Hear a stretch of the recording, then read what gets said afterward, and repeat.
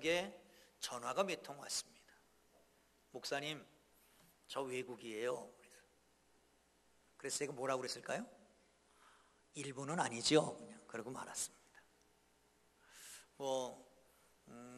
여름에 바캉스 간 분들도 있고, 요즘 호캉스라고 하는 것도 있대요. 호텔로 바캉스 가는 걸 호캉스라고 그런다며요. 그래서 많이들 나가고 오늘 좀 적게 오셨는데 나름대로 하나님의 은혜가 있을 줄 믿으시기를 축원합니다. 27절 보겠습니다. 시작. 오직 너희는 그리스도의 복음에 합당케 행하라. 이는 내가 너희에게 가부나 떠나 있으나 너희가 한 마음으로 서서 한 뜻으로 복음의 신앙을 위하여 협력하는 것과. 아멘. 그리스도의 복음에 합당하게 생활해라 라고 말씀합니다. 그리스도의 복음에 합당하게 생활해라. 여러분, 복음은 그러면 뭘까요? 복음. 복음 그러면 딱 나오는 거 있잖아요. 헬라어로는 유앙겔리온이라고 그런다. 이것은 기쁜 소식이다. 이렇게 딱 나오게 돼 있습니다만은, 그러면 복음은 뭘까요? 여러분에게 있어서 가장 기쁜 소식은 뭘까요? 개인적으로, 주관적으로 보면 이런 겁니다. 여러분, 소원이 이루어지는 것, 자유케 되는 것, 평안해지는 것, 잘 살게 되는 것, 치유되는 것, 이 다 복음이라고 말할 수 있을 것입니다. 또한 하나님과의 관계에서 그리스도 중심적으로 생각할 수 있습니다. 복음은 우리를 구원하시는 하나님의 은혜와 능력입니다. 할렐루야. 더 구체적으로 얘기하면 십자가와 부활과 재림일 것입니다. 예수님의 십자가를 통해서 우리가 죄 용서함 받고, 예수의 부활을 통해서 우리가 의롭다함을 얻고, 재림을 통해서 심판받아 영원한 하나님 나라에 들어가고 상급이 있다라고 하는 이 확신으로 살아가는 것, 이게 복음이란 말이죠. 할렐루야. 그런가 하면 이 복음은 이 고백 내지는 전하는 것, 이 모든 것도 다 복음입니다. 복된 소식이니까요. 예수의 소식을 전하는 것, 부활의 소식을 전하는 것, 재림의 소식을 전하는 것, 이게 다 복음입니다. 사랑하는 성도 여러분, 그런데 이 복음에는 하나님의 능력이 나타난다고 말합니다. 지식을 전달하는 게 아닙니다. 이 복음은 철학 전달이 아닙니다. 이 복음은 복음이 닿는 곳에마다 기적과 능력이 나타나는 능력이라고 바울은 이야기하고 있습니다. 사랑하는 성도 여러분, 복음이 가는 곳에 불화가 깨어지고 화평케 됩니다. 복음이 가는 곳에 죄인이 회개하고 의롭게 되는 사건이 나타납니다. 복음이 있는 곳에 잘 살게 되고 역사와 기적이 나타납니다. 그래서 바울은 복음은 하나님의 능력이다 라고 말씀합니다. 이 능력이 여러분의 것이 되기를 주의 이름으로 축원합니다. 축원합니다. 그리스도인은 이 복음을 받은 사람입니다. 그리스도인은 이 복음 안에 사는 사람들입니다. 그리스도인은 이 복음으로 말미암아 변화된 사람들입니다. 그러므로 그리스도인은 복음에 합당한 생활을 해야 되는 것입니다. 할렐루야. 할렐루야. 사랑하는 성도 여러분, 복음에 합당한 삶을 살기를 주의 이름으로 축원합니다. 할렐루야. 생활한다라고 하는 말을 폴리투에스테라고 하는 말을 씁니다. 폴리스라고 하는 말은 아시죠? 정치 내지는 도시, 시민, 이런 말이 다 포함되어 있습니다. 폴리테스테라고 하는 말은 시민답게 살아야 된다는 거예요. 어떤 시민답게? 복음의 시민답게, 복음을 받은 천국 시민답게 살아야 된다는 거죠. 여러분, 이것이 그 당시에는 아마 얘기하면 딱 알아들을 수 있었을 겁니다. 왜냐하면 빌립보서잖아요. 오늘 왜 빌립보서 보는지는 아시죠? 왜? 생명의 삶 다 받으셨습니까? 다 가져가셨습니까? 몇 권 안 남았는데 생명의 삶 꼭 가져가셔서 보시고, 그리고 생명의 삶에 따라 새벽 기도도 하고, 생명의 삶에 따라 우리 모두가 큐티를 하고, 생명의 삶에 따라서 토요일 본문이 주일날 말씀이 됩니다. 그냥 꼭 가져가서 보시길 바라고요. 응? 자, 복음에 합당한 삶을 산다. 빌립보라고 하는 것은 로마의 식민지였습니다. 로마의 식민지. 로마 사람들이 어떻게 사는 걸 알았습니다. 한 나라의 시민이 된다라고 하는 것은 한 나라의 특권을 누리고 또한 의무와 책임을 다하는 것입니다. 로마 사람들은 로마 사람의 시민권만 가지고 있어도 일 안 하고 살 수 있었다고 합니다. 왜냐하면 큰 나라가 작은 나라를 정복합니다. 그리고 노획물을 가지고 옵니다. 그걸 나눠줍니다. 요즘 정치에 선거하면 금품 선거 이런 말씀 나오는데, 아니 옛날부터 그랬어요. 호민관에 당선되려고 그러면 뇌물을 엄청 쓰는데 뇌물 중에 가장 큰 뇌물은 노예를 주는 뇌물이랍니다. 노예 하나만 있으면 아무 일 안 하고도 먹고 살 수 있는 거예요. 시민권만 있으면 다 먹고 살 수 있는 거예요. 그런데 이 빌립보나 식민지에 가서 살 때에 그때는 의무를 다해야 됩니다. 그 의무는 뭐냐? 그런 묵계가 있습니다. 로마 시민은 아무리 가난해도 구걸하지 않는다. 로마 시민은 저 사람이 듣든 안 듣든 상관없이 라틴어를 사용한다. 로마 시민의 복장을 하고 옷을 입고 자기 풍속을 가지고 그 이름을 지키며 살아가는 로마 시민. 여러분, 유대인들은 어떻게 사는지 아십니까?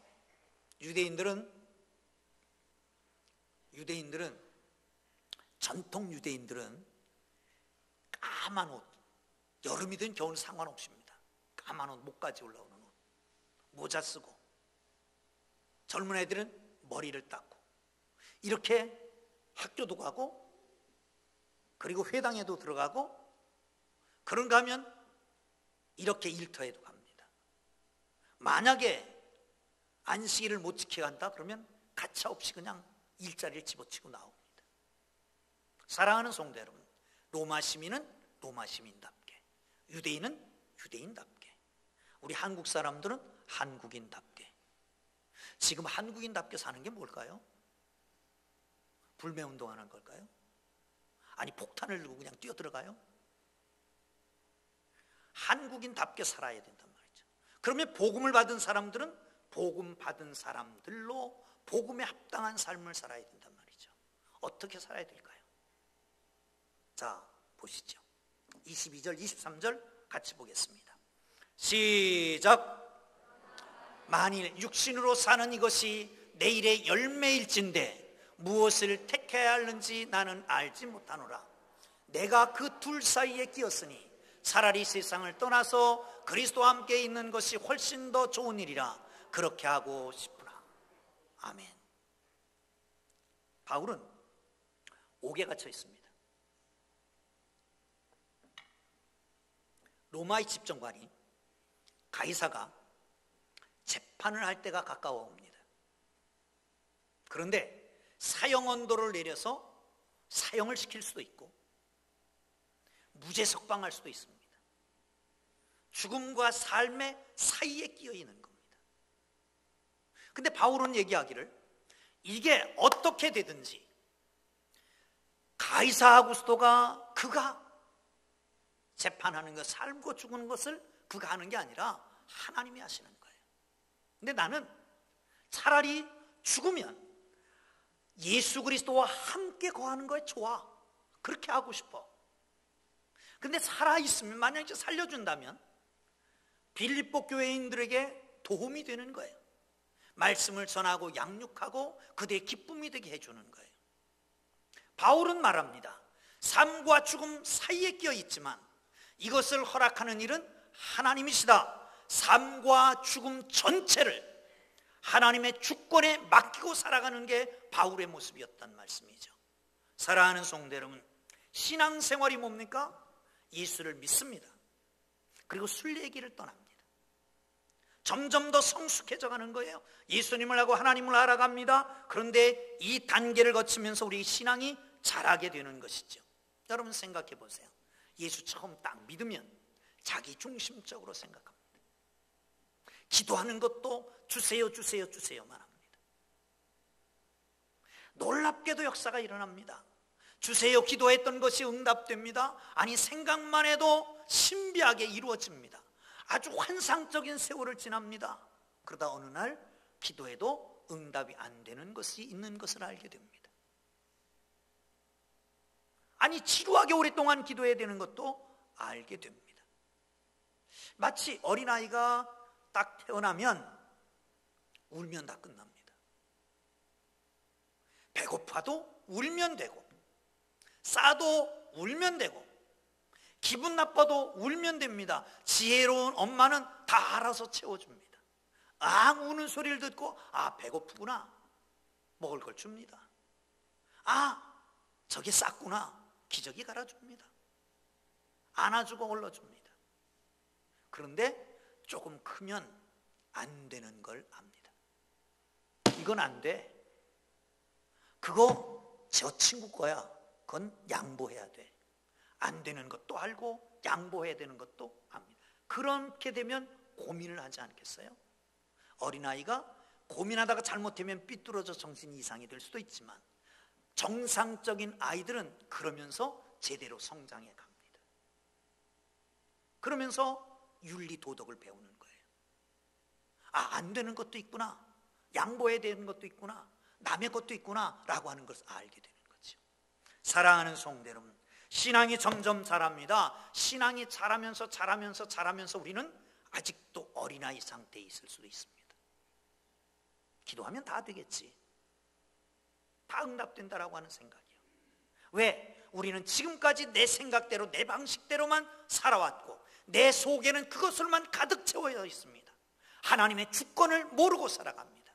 여러분, 신앙의 과정, 신앙의 성숙이라고 하는 건 뭘까요? 그것은 바로 내 속에 하나님의 주재권을 인정하고 모든 것이 하나님께서 하신다라고 하는 것을 인정하고 살아가는 게 성숙한 그리스도인이 됐다라고 하는 겁니다. 할렐루야, 할렐루야. 믿습니까? 다윗의 고백을 한번 들어볼까요? 역대상 29장 10절부터 12절까지입니다. 한번 읽겠습니다. 시작. 다윗이 온 회중 앞에서 여호와를 송축하여 이르되 우리 조상 이스라엘 하나님 여호와여, 주는 영원부터 영원까지 송축을 받으시옵소서. 여호와여, 위대하심과 권능과 영광과 승리와 위엄이 다 주께 속하여 싸우니 천지에 있는 것이 다 주의 것이로소이다. 여호와여, 주권도 주께 속하여 싸우니 주는 높으사 만유의 머리심이니이다. 부와 귀가 주께로 말미암고 또 주는 만유의 주제가 되사 손에 권세와 능력이 싸우니 모든 사람을 크게 하심과 강하게 하심이 주의 손에 있나이다. 아멘. 할렐루야. 주님의 주권을 얼만큼 인정합니까? 한번 쉬어보세요. 한번 보시죠. 11절부터 여호와여, 위엄, 권능, 영광, 승리, 위엄이 주께 있사오니 천지에 있는 것이 다 주의 것이로소이다. 주권도 주께 속하여 싸우니 주는 높으사 만유의 머리심이이다. 부, 귀가 주께로 말미암고 만유의 주제가 되사 손에 권세와 능력이 싸우니 모든 사람을 크게 하심과 강하게 하심이 주의 손에 있나이다. 할렐루야. 왕이 됐습니다. 다 자기가 가지고 있다고 말할 수도 있습니다. 생사여탈권이 있습니다. 한 사람 딱 찍으면 높여줄 수도 있고 낮춰줄 수도 있습니다. 죽일 수도 있고 살릴 수도 있습니다. 그런데 말하면 이게 다 내 것이 아니고 하나님의 것이다. 하나님이 모든 것을 내게 주셨다라고 말하는 거예요. 사랑하는 성도 여러분, 주권을 인정하기를 주의 이름으로 축원합니다. 할렐루야. 자, 그 다음에 욥은 이렇게 말합니다. 졸지에 모든 것을 잃어버립니다. 소유한 것, 양 7,000마리, 낙타 3,000마리, 소 500결이, 암나귀 500. 재물을 다 잃어버립니다. 도적대고 와서 다 가져가 버립니다. 졸지에 한 형제의 한 아들의 결혼잔치에 모여서 축하 파티를 하던 자녀들 10남매가 태풍에 의해서 모조리 깔려서 세상을 떠납니다. 몸에는 불치의 병, 피부암이 생겼습니다. 마누라는 오더니 그렇게 비참하게 사느니 차라리 하나님을 저주하고 죽어버리라고 나가버렸습니다. 이런 상황, 물질 다 잃어버려, 자식들 다 잃어버려. 그런가 하면 아내는 저주하고 도망가고 자기 몸은 질병에 걸려있고, 이런 상황에서 고백합니다.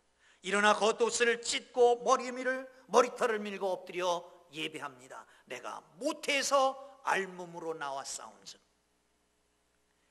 또한 알몸으로 그리로 돌아가올지라.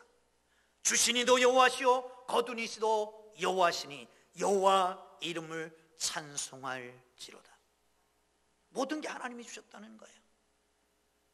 재물도 하나님이 주셨고, 자식도 하나님이 주셨다 가져가셨고, 아내도 하나님이 주셨다가 데려갔고, 내 몸도 하나님이 주신 것인데 지금 아프고. 사랑하는 성도 여러분, 모든 주권을 하나님 앞에 맡기는 것입니다. 요셉을 보세요.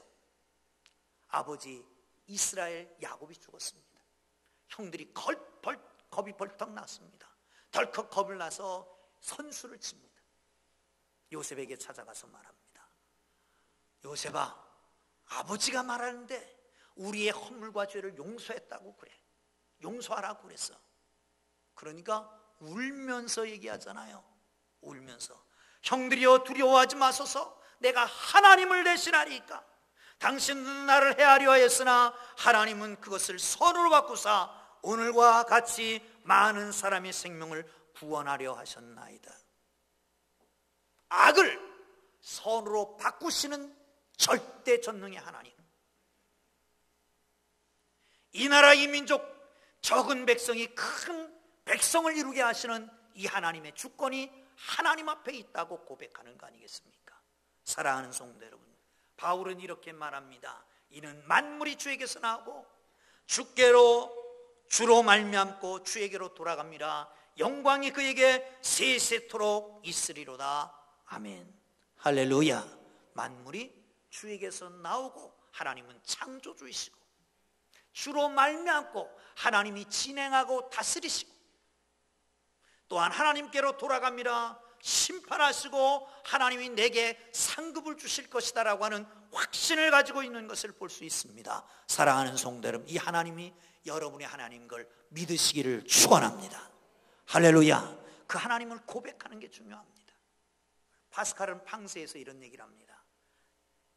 아브라함의 하나님, 이삭의 하나님, 이스라엘의 하나님을 고백하다가 나의 하나님이라고 고백하는 순간 내 눈에서 눈물이 쏟아졌다는 거예요.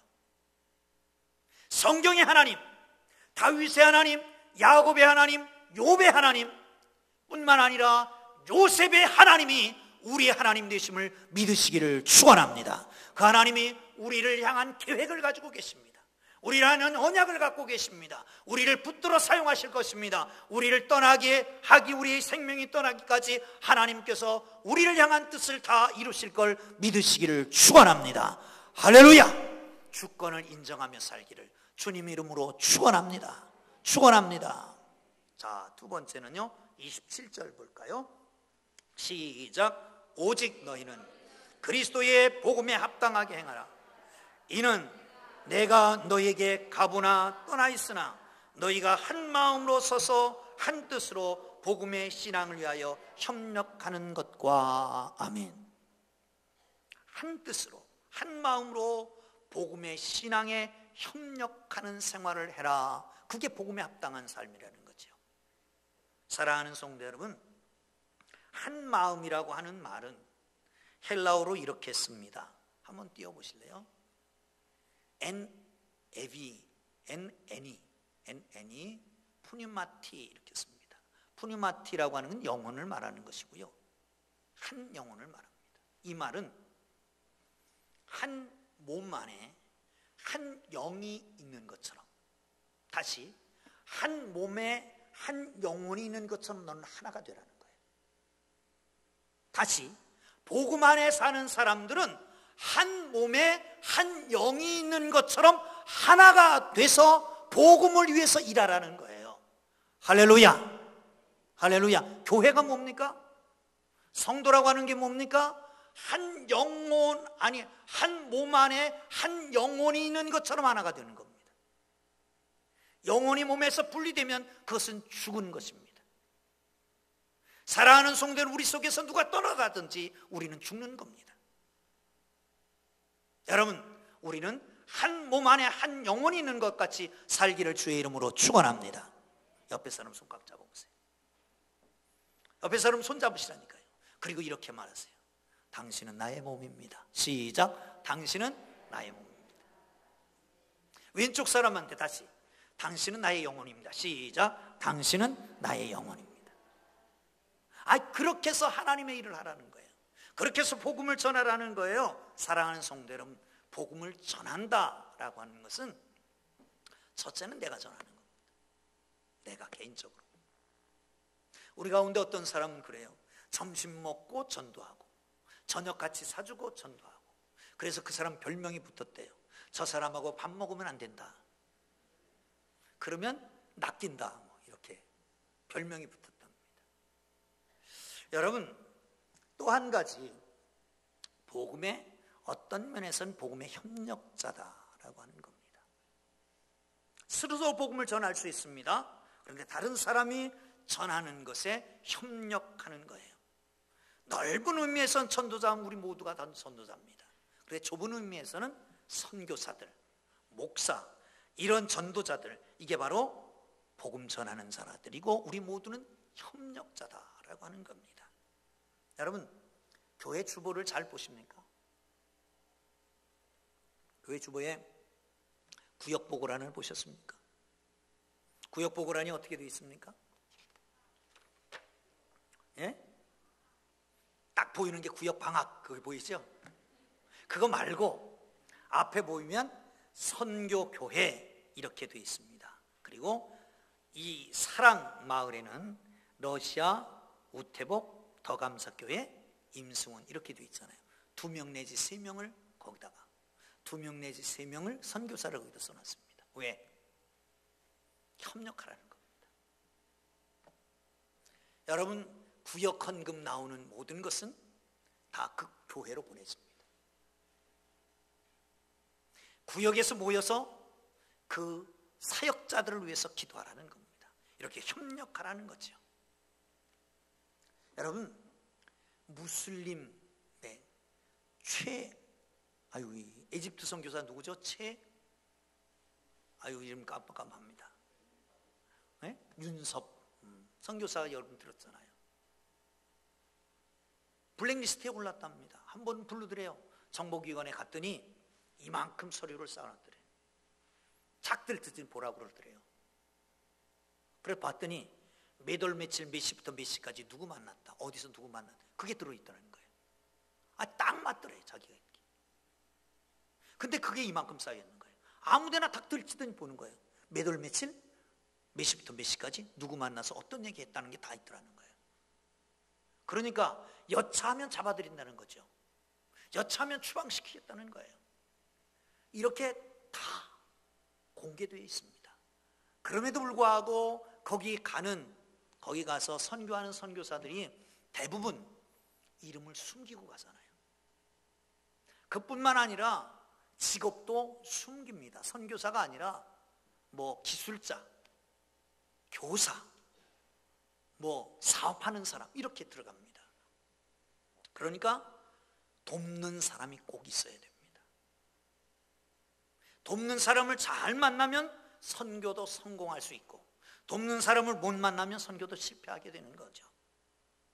목회도 마찬가지입니다. 여러분, 나 좋으라고 목회하는 겁니까? 하나님의 일입니다. 하나님의 일. 하나님 나라 확장을 위해서 하는 거 아니겠습니까? 누가 돕는 자든 상관없습니다. 제가 돕는 자도 될 수 있고, 목사님과 돕는 자도 될 수 있고, 그리고 장로님, 권사님이 원어일 수도 있습니다.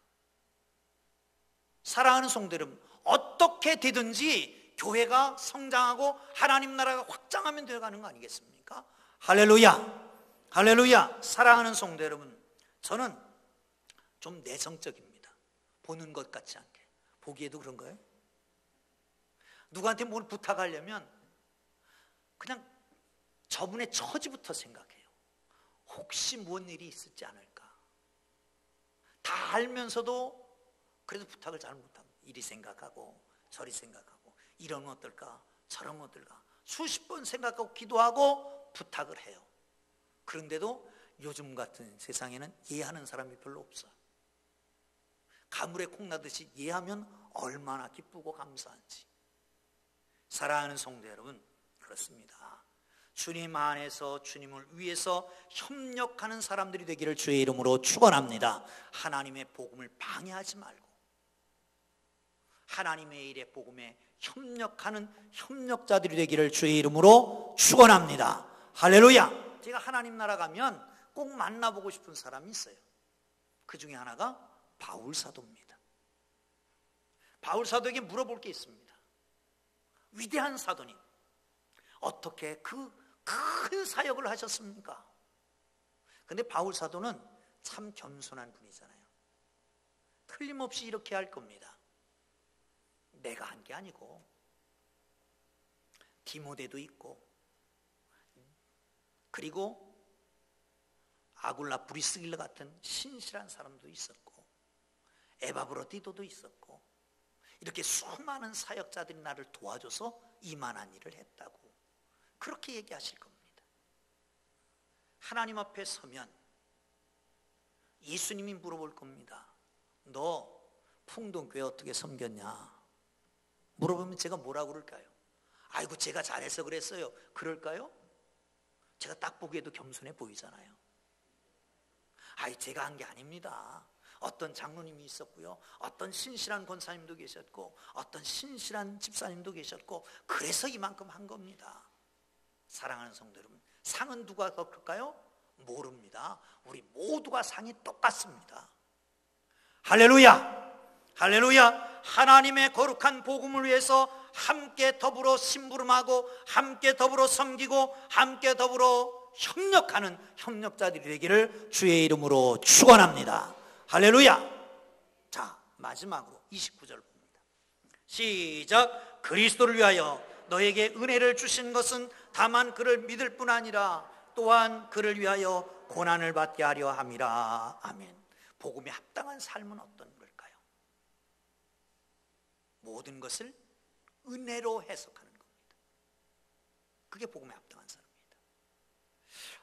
오늘 본문 29절에는 이렇게 얘기합니다. 그리스도로 하여 너에게 은혜를 주신 것은 다만 믿을 뿐 아니라, 믿는 게 은혜라는 거예요. 은혜로 말미암아 믿음으로 너희가 구원을 얻어나니 이것이 너희에게서 나는 것이 아니고 하나님의 선물이다. 할렐루야, 할렐루야. 그런데 아울러서 고난도 받게 하려 합니다.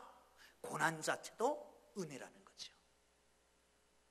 믿습니까? 안 믿습니까?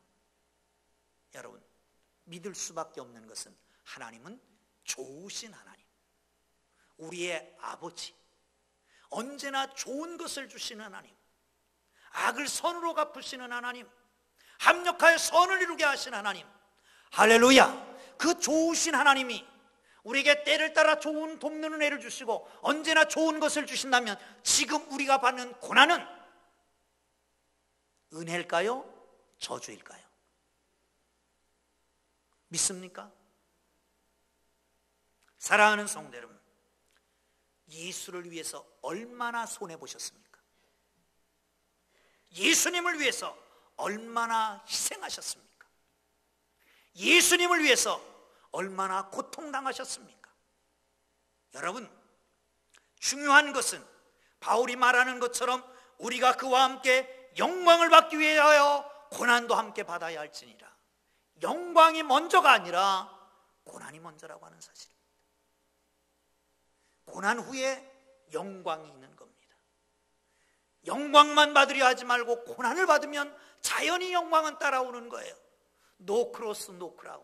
십자가 없는 부활은 없고 고난이 없는 영광은 없는 것이에요. 사랑하는 성도 여러분, 주님과 함께 고난을 받으면 주께서 우리와 함께 영광에 참여하게 하실 줄 믿으시기를 축원합니다. 할렐루야, 할렐루야. 아무것도 안 하고 있으면 아무것도 주어지는 게 없습니다. 아무것도 안 하면 아무것도 주어지는 게 없습니다. 사랑하는 성도 여러분, 레지스탕스라고 하는 지하 운동했던 프랑스의 레지스탕스들이 잡혀갔어요. 재판을 받습니다. 그런데 사형 온도가 떨어졌어요. 너 사형. 막 어떤 사람이 울더래. 나는 왜 죽어야 돼? 아무것도 한 것이 없는데. 너는 아무것도 안 했기 때문에 죽어야 돼. 옆에 있던 동료가 그렇게 얘기했대요. 아무것도 안 한 사람은 받을 면류관도 영광도 없는 겁니다. 주님을 위해서 상처받은 만큼 그것은 면류관이 되어서 영광의 상처가 되어서 돌아오는 걸 믿으시기를 축원합니다. 할렐루야. 할렐루야. 어떤 일도 피눈물 없이는 이루는 게 없습니다. 어떤 영역에서도 최고위에 올라가려면 피눈물이 흘러야 됩니다. 그래야 뭔가 이룰 수 있습니다. 1994년생으로 2015년 만 21살 때에 쇼팽 콩쿠르에 1등을 했던 조성진 군이라고 하는, 지금 많이 컸겠네요, 청년이 있습니다. 어느 인터뷰에서 이런 얘기를 했습니다. 콩쿠르에 나가기 전 연습 때에 자기는 쇼팽처럼 살았고 쇼팽처럼 연주했다. 그러다 보니까 콩쿠르에 가서 건반에 손을 얹는 순간 쇼팽처럼 연주가 되더라. 그래서 우승했다는 겁니다. 사랑하는 성도 여러분, 이 말 속에 쇼팽만 생각하고 쇼팽만 연주했다, 쇼팽만 생각하고 쇼팽만 연주했다, 이 말을 듣고 깜짝 놀랐습니다. 너는 예수만 생각하고 예수만 위해서 사느냐? 여러분, 쇼팽 콩쿠르에서 1등을 하기 위해서, 잠깐의 영예와 면류관을 얻기 위해서, 메달을 얻기 위해서, 상급을 받기 위해서 그만 생각하고 그만 연주합니다. 그보다 훨씬 가치가 높은, 훨씬 더 가치가 있는, 보람 있는, 영광이 있는 저 하나님 나라를 바라보는 우리는 어떻게 살아야 될까요? 뭘 생각하고 있습니까? 어떻게 살아가고 있습니까? 복음을 받은 우리는, 구원받은 우리는, 하나님의 자녀된 우리는, 하나님의 백성된 우리는 누구를 생각해요? 주님만 생각하고 주님처럼 살아가는 주의 거룩한 자녀들이 되기를 주의 이름으로 축원합니다. 축원합니다. 기도하겠습니다.